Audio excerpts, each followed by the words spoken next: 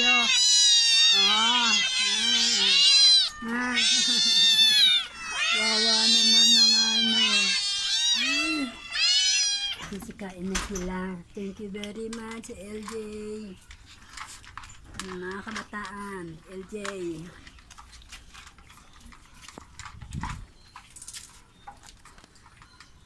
Yan, kumain na sila. Oh, hello. Light. Si Daisy. Atrium. Si Mason. Ina, mag-iina. Makukulit. Si Arthur. Ba, tapos na ba kayo? Ha? Pero sa kwarto pa. Ano? Kulang pa. 2 araw yun, no?